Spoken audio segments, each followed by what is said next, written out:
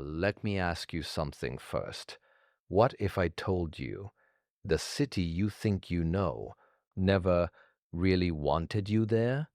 Yeah, I know how that sounds, but stay with me, because the story of London doesn't start with kings, crowns, or clock towers. It starts with fear. Long before the name London ever existed, this land was just a cold, wet stretch beside a river. And that river, it wasn't just water. It was power. Whoever controlled that narrow crossing controlled trade, controlled food, controlled survival. And from the very beginning, London wasn't built to be beautiful. It was built to dominate. When the Romans showed up, they didn't choose this place because it was safe. They chose it because it was weak. In 43 AD, they built a bridge, a fort, a system. They called it Londinium. But here's the part most people don't talk about. Just 17 years later, everything burned. A rebellion led by Queen Boudica wiped the city off the map. Tens of thousands dead. Streets buried in ash. Screens swallowed by smoke. Most cities would have died right there. London didn't. It came back bigger, harder, colder. And that decision, that single choice to rebuild instead of walk away, changed everything. They surrounded the city with walls, not to protect people, but to protect wealth. Inside the walls, merchants, soldiers, power. Outside, everyone else. And just like that, London learned its first lesson. Access means survival. Exclusion means death. When the Roman Empire collapsed, London collapsed with it. Trade disappeared.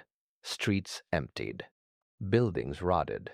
For centuries, the city was almost a ghost. Then came new settlers, and they made a strange choice.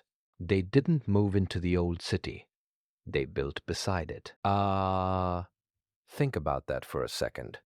A city with two identities, old power and new power, center and edge. That division, it never went away. When invaders came, London became a target again, not because it was strong, but because it was valuable, and every empire that tried to control it paid a price. In 1066, William the Conqueror arrived, and he didn't trust London, so he surrounded it with castles, including one you know very well, the Tower of London. Not a palace, a warning, a message that said, obey or disappear. Medieval London wasn't opportunity. It was overcrowded, filthy, deadly, disease everywhere, fire everywhere, death normal. And yet, people kept coming. Why? Because London controlled money, law, power. If you were poor, London could destroy you. If you were ambitious, London could make you untouchable. Then, the Black Death arrived. Nearly half the population died. Bodies filled the streets. Authority collapsed. And something dangerous happened. Survivors realized they had leverage. Wages rose. Power shifted just a little. And the elites panicked. So laws were passed. Movement restricted. Control tightened. London didn't just survive the plague. It learned how to use crisis. As the empire grew, wealth poured in. Sugar, gold, spices. But the cost, hidden. Entire continents drained, lives reduced to numbers. Suffering exported, profit imported. London's streets grew richer, while others paid in blood. Then came the Great Fire of 1666. Again, destruction. Again, opportunity. Stone replaced wood. Wider streets. Stronger buildings. But guess who didn't benefit? The poor were pushed out. Every disaster followed the same pattern. Burn, rebuild, exclude. The Industrial Revolution turned London into a machine. Factories, railways, smoke. Wealth exploded. So did misery. Children working. Families crammed into single rooms. Skies dark at noon. Progress on top, pain underneath, and fear returned. Fear of revolt, fear of the poor, fear of losing control. So, control evolved. Policing, surveillance, systems. London learned something crucial here. Force isn't always necessary. Structure works better. Wars came next. Bombs fell, people hid underground. The city burned again, but this time, London became a symbol. Strength, resistance, unity. And after the war, same story. Some areas rebuilt, others forgotten. In modern times, finance replaced factories. Glass towers replaced warehouses. Money moved faster than people ever could. Housing prices soared. Communities vanished. London began selling an image, history, culture, opportunity. But beneath it, the same old pattern. Power concentrates. Crisis reshapes.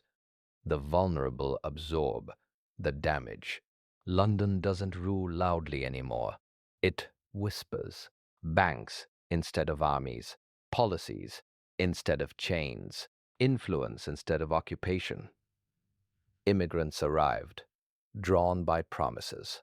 They built the city, kept it alive. Needed, but not always welcomed. Tension simmered when unrest exploded. Riots, protests. London waited. Time is its weapon.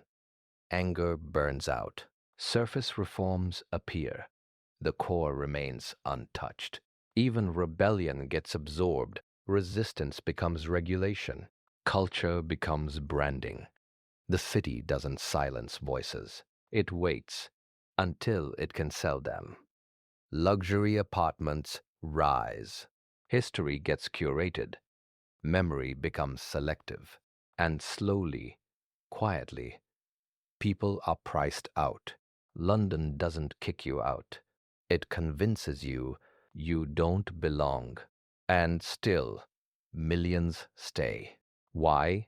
Hope, the belief that the next turn, the next opportunity might change everything. That if you survive long enough, adapt fast enough, align correctly, you might cross the invisible line. That hope, that's London's greatest weapon. It survives not by protecting everyone, but by protecting the idea of itself. A city built from shadows, refined by fear, powered by ambition. And the most disturbing truth? This story isn't over. London isn't history. It's a process, still running. The real question isn't what London will become next. The real question is, how long will people keep mistaking endurance for progress? And whether anyone ever truly escapes its shadow.